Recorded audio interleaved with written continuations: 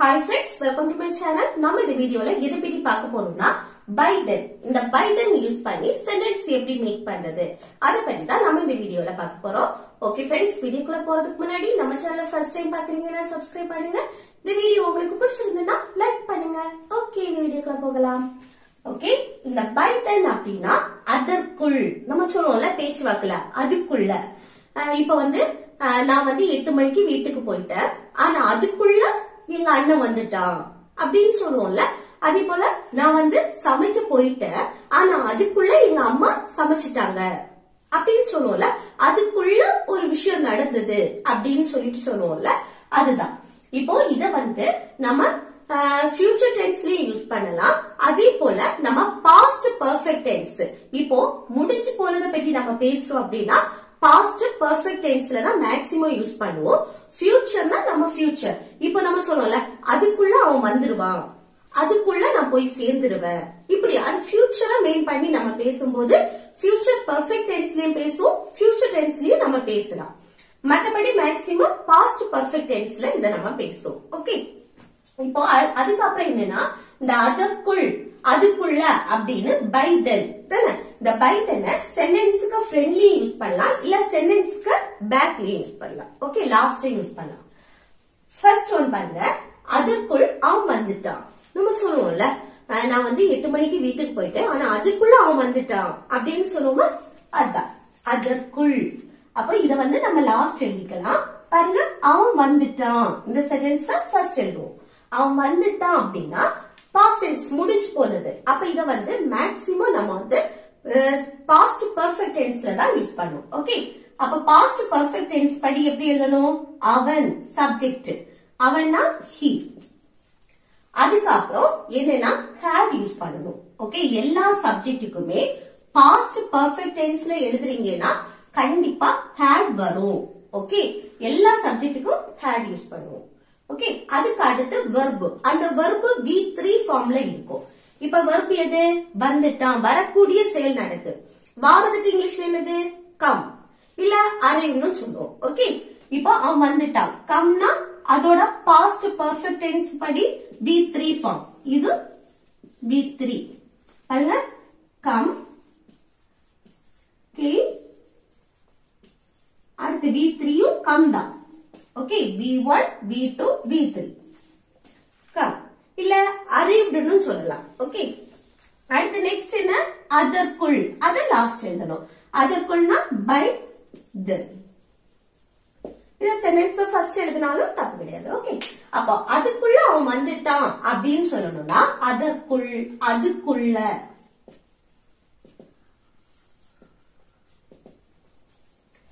அதுக்குள்ள அவன் வந்துட்டான் அப்படின்னா he had come by then. he had come by then. Okay, next அதுக்குள் அம்மா சமைச்சிட்டாங்க. நம்ம சொல்லுவோம்ல நான் வந்து போறதுக்குள்ள எங்க அம்மா சமைச்சிட்டாங்க அப்படின்னு. அதற்குள் என் அம்மா சமைச்சிட்டாங்க. அப்போ சென்டென்ஸ் ஃபர்ஸ்ட் எழுதுவோமா, இல்ல அதற்குள் இத ஃபர்ஸ்ட் எழுதினாலும் தப்பு கிடையாது. அதற்குள்னா by then. Okay, by then. அடுத்து அம்மா வந்து சமைச்சிட்டாங்க, mom. அதுக்கப்புறம் என்ன, had யூஸ் பண்ணுவோம். had இது வந்து சப்ஜெக்ட், மாம்ங்கிறது சப்ஜெக்ட். அடுத்து had, அதுக்கப்புறம் verb. verb என்ன, சமைக்கிறது. சமைக்கிறதுக்கு இங்கிலீஷ்ல என்னது, cook. அதோட V3 ஃபார்ம் என்ன, cook, cooked, cooked. Okay, cooked. அப்போ அதுக்குள்ள அம்மா சமைச்சிட்டாங்க அப்படின்னு சொல்றதுக்கு by that mom had cooked. இது my momனு நம்ம சொல்லிக்கலாம். ஓகே, அடுத்து நெக்ஸ்ட் பாருங்க, அதுக்குள்ள அவன் விளையாட போயிட்டான். நான் போறதுக்குள்ள அவன் விளையாட போயிட்டான் அப்படின்னு நம்ம சொல்லுவோம்ல. அப்போ அதுக்குள்ள அவன் விளையாட போயிட்டான். அப்ப சென்டென்ஸ் ஃபர்ஸ்ட் எழுதுமா. அப்ப அவன், அவன்னா he. அடுத்து என்ன யூஸ் பண்ணணும், had. அதுக்கப்புறம் என்னது, verb. இல்ல பாருங்க, விளையாடுறது ஒரு செயல், போயிட்டான் அப்படிங்கறது ஒரு செயல். அப்ப ரெண்டு verb இருக்கு. அப்ப ரெண்டு verbல ஃபர்ஸ்ட் லாஸ்ட் ஒன்னா எழுதணும், போயிட்டான். போயிட்டானா போறதுக்கு இங்கிலீஷ்ல என்னது, go. இங்க verb V3 ஃபார்ம்ல இருக்கணும். அப்ப go, went, gone. Okay, gone V3. அதுக்கு அடுத்து என்ன, விளையாட. இது verb. இப்போ ஒரு சென்டென்ஸ்ல ரெண்டு வெர்ப் இருந்ததுன்னா ஒரு வெர்ப எழுதிட்டு அடுத்த வெர்ப் இந்த விளையாட அப்படின்னு இருக்குல்ல அது இன்ஃபினிட்டிவ் ஃபார்ம்ல எழுதணும். இன்ஃபினிட்டிவ்ல எழுதணும்னா டு போட்டுட்டு அது இங்கிலீஷ்ல எழுதுற போதும். விளையாடுறதுக்கு இங்கிலீஷ்ல என்னது பிளே. இது வெர்ப் வந்து பிரசன்ட் ஃபார்ம்ல தான் இருக்கும், V1 ஃபார்ம்ல தான் இருக்கும் இன்ஃபினிட்டிவா எழுதும் போது. டு பிளே அப்படின்னா விளையாட. அடுத்து எதுக்குள்ள அதுக்குள்ள பைதல். ஓகே, அதுக்குள்ள அவன் விளையாட போயிட்டான் அப்படின்னா he had gone to play by then. Okay, he had gone to play by then. அடுத்து நெக்ஸ்ட் பாருங்க, அதுக்குள்ள நீ வருவியா. நம்ம ஃபியூச்சரை மெயின் பண்ணி क्वेश्चन கேக்குறோம் பாருங்க. அதுக்குள்ள நீ வந்துருவியா அப்படின்னு கேக்குறோம். அப்போ அதுக்குள்ள நீ வருவியான்னு கேட்கும்போது இது வந்து ஃபியூச்சரை மெயின் பண்ணி கேக்குறோம். சோ சிம்பிள் ஃபியூச்சர் டென்ஸ்ல நம்ம क्वेश्चन கேட்கலாம். ஓகே, அப்போ பாருங்க நீ வருவியா இதை எப்படி கேக்குறது. நீ வருவியான்னு ஃபியூச்சரை மெயின் பண்ணி கேக்குறோம்னா கண்டிப்பா will சேர்ப்போம் தானே. will சேர்த்துதான் நம்ம ஃபியூச்சர் டென்ஸ் படி நாம क्वेश्चन கேக்குறோம்னா அங்க will சேர்த்துதான் क्वेश्चन கேட்போம். ஓகே, will அடுத்ததான் சப்ஜெக்ட் வரணும். சப்ஜெக்ட் என்ன நீ, நீனா யூ. அடுத்து verb, verb present ஃபார்ம்ல தான் இருக்கும். வருவியா வாரதுக்கு இங்கிலீஷ்ல come. will you come நீ வருவியா எப்போ அதுக்குள்ள. அப்போ by then. ஓகே, அதுக்குள்ள நீ வருவியானா will you come by then. will you come by then. Next அதுக்குள்ள நீ வீட்டை சுத்தம் செய்துட்டியா. நம்ம சொல்லுவோம்ல அதுக்குள்ள நீ வீட்டை கிளீன் பண்ணிட்டியா அப்படின்னு. அதுக்குள்ள நீ வீட்டை கிளீன் பண்ணிட்டியா சுத்தம் செய்துட்டியா பாஸ்ட் முடிஞ்சு போனது. ஓகே, அப்ப இது என்ன பாஸ்ட் பெர்ஃபெக்ட் டென்ஸ் படி நம்ம क्वेश्चन கேட்போம். பாஸ்ட் பெர்ஃபெக்ட் டென்ஸ் படி எப்படி क्वेश्चन கேட்கணும். அங்க நம்ம had யூஸ் பண்ணி பேசுறோம் தானே. had அதே had யூஸ் பண்ணி தான் நம்ம क्वेश्चन கேட்கணும். நம்ம சாதாரணமா பேசும்போது சப்ஜெக்ட்டுக்கு அடுத்து had வரும். நம்ம क्वेश्चन கேட்கும் போது அந்த had தான் ஃபர்ஸ்ட் யூஸ் பண்ணுவோம். இங்க வந்து ஃபியூச்சருக்கு எப்படி will சேர்க்கிறோமோ அங்க பாஸ்ட் பெர்ஃபெக்ட் டென்ஸ்க்கு நம்ம had சேர்ப்போம். had அதுக்கு அடுத்துதான் என்னது சப்ஜெக்ட். நீ, நீனா யூ. அடுத்து verb, verb வந்து V3 ஃபார்ம்ல இருக்கும். அது verb என்ன சுத்தம் செய்யறது. சுத்தம் செய்யறதுக்கு clean, அதோட past cleaned, cleaned. V3 form cleaned. Okay,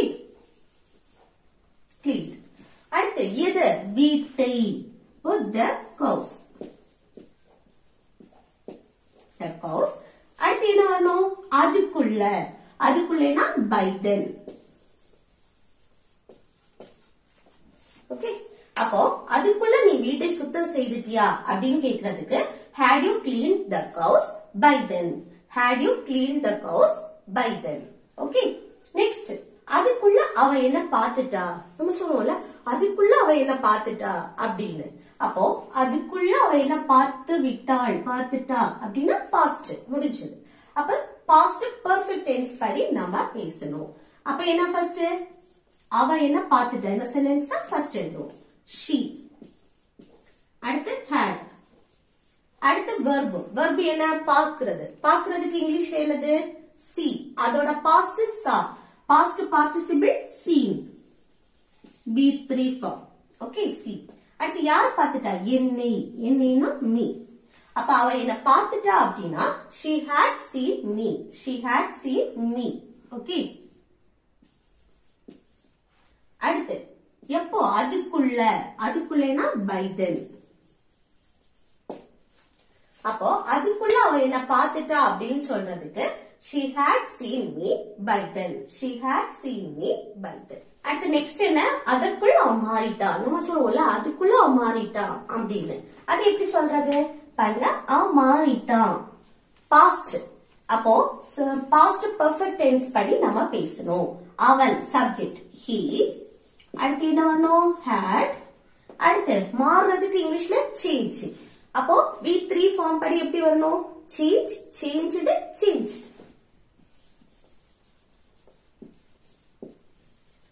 okay, he had changedனா மாறிட்டான். எப்போ அதற்குள், அதுக்குள்ள அப்படி by then. அப்ப அதுக்குள்ள அவன் மாறிட்டான் அப்படின்னா he had changed by then. he had changed by then. Okay, next அதற்குள் நீ உன் மனச மாத்திட்டியா? நம்ம கேட்போம்ல, அதுக்குள்ள நீ உன் மனச மாத்திட்டியா அப்படின்னு. அது எப்படி கேக்குறது பாருங்க. நீ உன் மனச மாத்திட்டியா? பாஸ்ட் முடிஞ்சதை நம்ம கேக்குறோம். அப்ப பாஸ்ட் பெர்ஃபெக்ட் டென்ஸ் படி நம்ம கேக்குறோம். அப்போ பாஸ்ட் பெர்ஃபெக்ட் டென்ஸ் படி நம்ம கேட்கும்போது ஃபர்ஸ்ட் had யூஸ் பண்ணி தான் क्वेश्चनே கேட்கணும். இந்த சாதாரணமா நம்ம பேசும்போது had வந்து சப்ஜெக்ட்டுக்கு அடுத்து வரும். क्वेश्चन கேட்கும்போது அந்த had வந்து ஃபர்ஸ்ட் வந்துரும். hadக்கு அடுத்து சப்ஜெக்ட் நீனா you. ஓகே, அடுத்து என்ன வரணும்? verb. இங்க என்ன? உன் மனச மாத்திட்டியா? மாத்தக்கூடிய செயல். மாத்துறதுக்கு இங்கிலீஷ்ல change. ஓகே, அப்போ V3 ஃபார்மும் என்னது? changed. changed. எதை மாத்திட்டியா? உன் மனச. அப்போ your mind. your mind. எப்போ? அதற்குள், அதுக்குள்ள அப்படின்னு. அப்போ by then. ஓகே, அப்போ அதுக்குள்ள நீ உன் மனச மாத்திட்டியா அப்படின்னா had you changed your mind by then. அடுத்து நெக்ஸ்ட் பாருங்க. அதுக்குள்ள நான் படிச்சிருவேன், அதற்குள் நான் படிச்சிருவேன் அப்படின்னு. அப்போ படிச்சிருவேன் ஃபியூச்சர் மெயின் பண்ணி நம்ம பேசுறோம். அப்போ ஒரு விஷயம் எப்போ முடியும் அப்படின்னு நம்மளால சொல்ல முடியும்னா அது வந்து ஃபியூச்சர் பெர்ஃபெக்ட் டென்ஸ் படி நம்ம பேசுவோம். அதற்குள் நான் படிச்சிருவேன், ஏதோ ஒண்ணு நடக்கு, ஆனா அந்த நிமிஷத்துக்கு முன்னாடி நான் படிச்சு முடிச்சிருவேன் அப்படின்னு சொல்றோம். ஓகே, அப்ப என்ன? ஃபியூச்சர் பெர்ஃபெக்ட் டென்ஸ் படி நம்ம பேசணும். ஃபியூச்சர் பெர்ஃபெக்ட் டென்ஸ் படி எப்படி? நான் படிச்சிருவேன் அப்படின்னா ஃபர்ஸ்ட் சப்ஜெக்ட் நான் ஐ, அடுத்து என்ன சேர்க்கணும்னா will have. ஃபியூச்சர் பெர்ஃபெக்ட் டென்ஸ்க்கு will have. அடுத்து வந்து verb. verb என்ன? படிக்கிறது. இது என்னது? V3 ஃபார்ம்ல தான் இருக்கும். படிக்கிறதுக்கு இங்கிலீஷ்ல ஸ்டடி, அடுத்து studied, studied.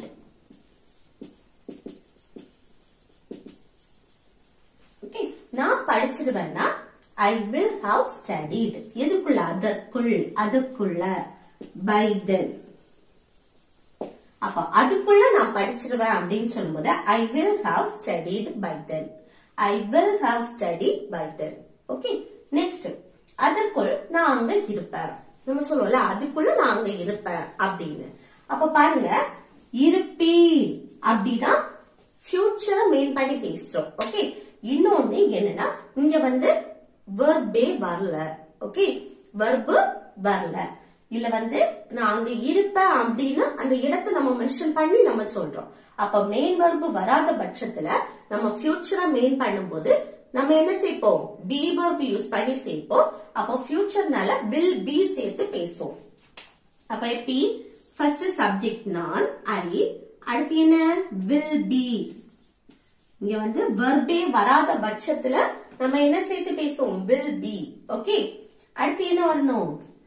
அங்க. அங்கன்னா the.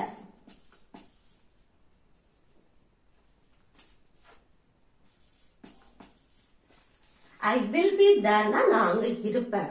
எப்போ? அதற்குள், அதுக்குள்ள அப்படி. by then. ஓகே, அப்போ அதுக்குள் நான் அங்க இருப்பேன் அப்படின்னா I will be there by then. the will be எங்க சேர்க்கணும்னா verb வராத பட்சத்துல நம்ம ஃபியூச்சரை மெயின் பண்ணி பேசுறோம் அப்படின்னா நம்ம will be சேர்த்து பேசுவோம். ஓகே, அடுத்து நெக்ஸ்ட் பாருங்க. அதுக்குள்ள நீ சாப்பிட்டியா? நம்ம கேட்போம்ல, அதுக்குள்ள நீ சாப்பிட்டியா அப்படின்னு. அது எப்படி கேக்குறது பாருங்க. சாப்பிட்டியா பாஸ்ட் முடிஞ்சு போறது. அப்போ இது பாஸ்ட் பெர்ஃபெக்ட் டென்ஸ் படி நம்ம கேட்கலாம். அப்ப பாஸ்ட் பெர்ஃபெக்ட் டென்ஸ் படி கேட்கும்போது had யூஸ் பண்ணி தான் கேட்கணும் தானே? क्वेश्चन had, அடுத்து சப்ஜெக்ட் நீனா you, அடுத்து verb. சாப்பிடுறதுக்கு இங்கிலீஷ்ல eat. eatோட பாஸ்ட் ate. அடுத்து eaten. V3 form eaten. Okay, eaten. அப்ப நீ சாப்பிட்டியான்னு கேட்கும்போது had you eaten. அதுக்குள்ள அப்படின்னா by then.